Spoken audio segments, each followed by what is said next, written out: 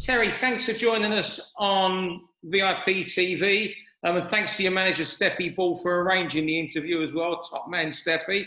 Your world title defence against Jonas.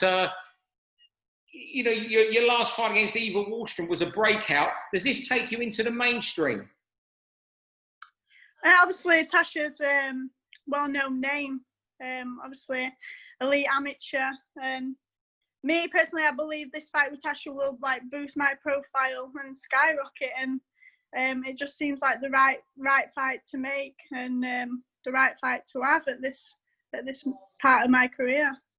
Obviously, I knew of Tasha, and I can remember one of the championships that I were in, one of the junior championships, where Tasha was there, handing out the medals and stuff. So I had a photo and that with her then.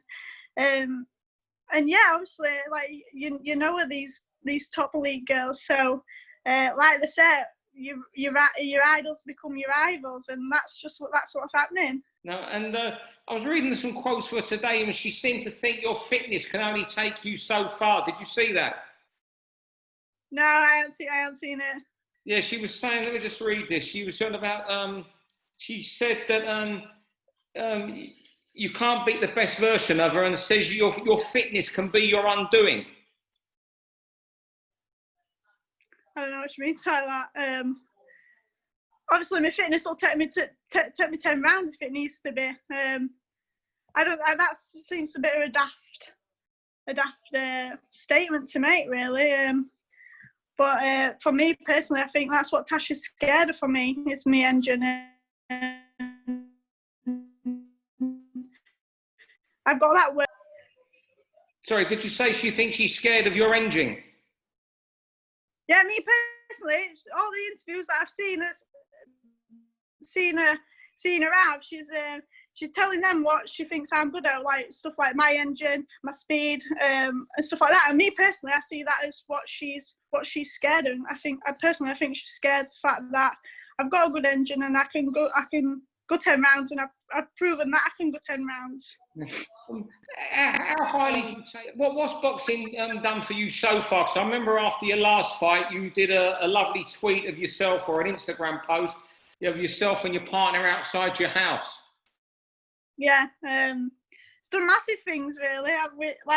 I'm a homeowner at 23, so me and Jen have just got our own home, and we've been working on that during lockdown. So I'm kind of glad we had the time to get settled in here, and just other things like it's just gave me privileges that I never really had, like driving around in a new car outside. Even though, I'm not a materialistic person, but it is nice to have his own place and stuff. And I've come from working in chip shop, having a chip shop wage probably like £100 a week, and here I am now. I can afford a mortgage and stuff like that.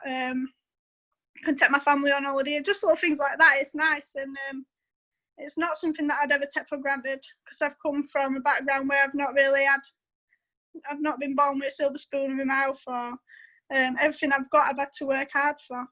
Yeah. What does Jen think of you boxing? Because a lot of partners I speak to boxers, their partners either hide in the loo during a fight, won't go to it, or sit there looking through through their hands. I remember my debut when I first came back to boxing as a pro, and Jen had never experienced anything. She'd never been a boxing fan or like that. So this was a first for her, and I can remember one day I was like, Jenna, you're more nervous than me. You're making me nervous. Just chill out and just enjoy it. And I think the more fights she's been to, the more she's got comfortable with it. And she really loves the occasions now, as you've probably seen. Dancing at ringside and silly stuff like that. But yeah, she loves it. Oh, brilliant. So how did you get into boxing? So I've always been sporty. Done all sports in school. It were mainly football. I played for boys team when I was younger. Then obviously I cried when I had to go to girls team because I didn't want to leave boys. And then I was just randomly watching Jack Osborne, Adrenaline Junkie, with my dad on TV one night, and he was doing some Thai boxing on there. So my dad was like, what do you reckon to get in boxing to try? And I was like, yeah. So next day, or the following week, we went and found the local amateur club, and ever since I walked through doors, I fell in love with the sport. And that's when I had to make I had a few years playing football and boxing, and then I had to make the decision which sport I wanted to choose, and I kind of left football and just went straight into boxing. So how did you come to meet Steffi Ball? Was it just a natural progression, being the same area? Yeah, so he's from the same village. Him himself were a Denby lad. And he were training the pros in the same amateur club that I were in. So it's like using the same gym. So obviously I knew of him. And there was one time when I was training for one of the championships at 15, I had to get up and run before school in the morning. And my amateur coach then, Paul Juros, got Steffi to take me out on the morning run. So we've always kind of knew each other.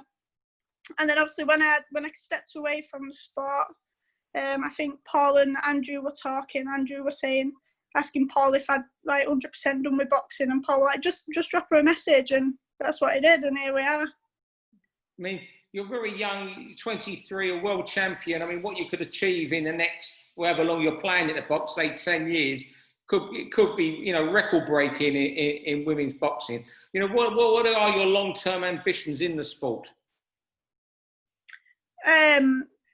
Obviously, I want to have unification fights at super featherweight. I want to become undisputed champion like Udom, and then move up weight. Naturally, when I'm out, when I can eat what I want, still training, so still fit. I usually walk around at 10.7, so I do drop down a bit of weight to get to super feather. So I know there's definitely room for me to be moving up weight.